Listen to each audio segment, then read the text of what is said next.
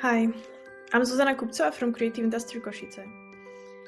Our organization aims to support the development of the culture and creative industries and increase the quality of life in the city by developing its creative potential. Our main activities are mentoring and educational programs, international mobilities, cross-sectoral cooperation, research, and participatory policymaking. We also coordinate activities related to Kosice membership in the UNESCO Creative Cities Network as Creative City of Media Arts, and we organize Festival of Media Art, Technology and Digital Culture in Kosice called Art and Tech Days.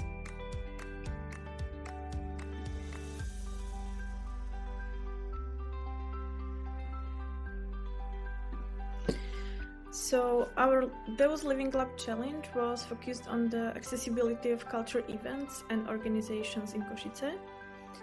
So we, as Creative Industry Kosice, we worked on the new culture strategy for the city, where one of the defined priorities is development of the community life in connection with the cultural life.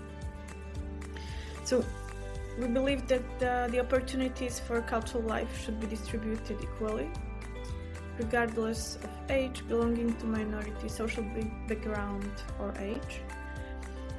And another aspect connected with our challenge is that numbers of events in the city are increasing according to local researches.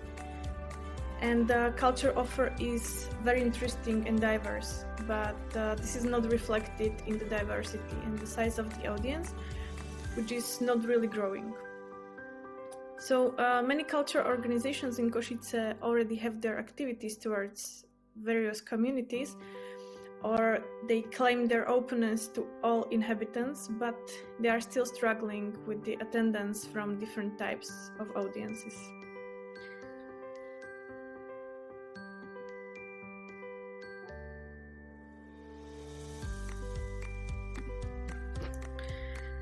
Since the topic of the accessibility of culture events is very wide, we had to make decision to focus only on 3 groups. So we decided to focus on elderly people, people with health disadvantages, and marginalized groups. Our approach during the Living Labs was to define the main issues for those groups when they are deciding to go to culture events. For example, like finding information, understanding the information, buying tickets, and so on. Then during the journey to the event, for example, physical barriers like parking spaces, connection with the bus, safety, finding the space, and so on. And when attending the event itself or venue itself, again, we were talking a lot about physical barriers, but also like about exits, chill out zones, about overall like feeling welcome or orientation in the space. Then the next step was thinking about the ideal situations and prototyping the solutions. So in the end, we or our groups decided to focus on one main challenge, which was communication of the events with all inhabitants in terms of understanding the information, access to the information, amount of the information, and so on. So we were lucky because after the second Living Lab session, we got into contact with local IT company called Antic, which is developing a new platform for culture events, and they attended first session we organized.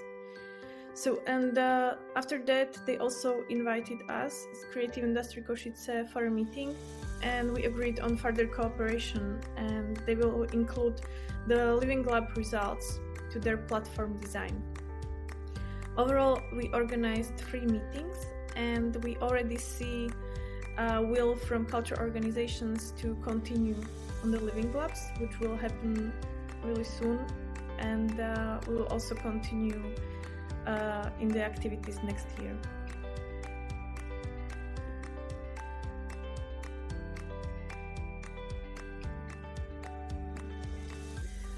DeuS Living Lab methodology is special for us because it created very open and informal atmosphere, and we got the chance to bring in one place representatives of cultural organizations and different communities and organizations working with them. Thanks to Living Lab, we supported discussion about the inclusive culture in Kosice, and we already see that we will use this methodology in the future.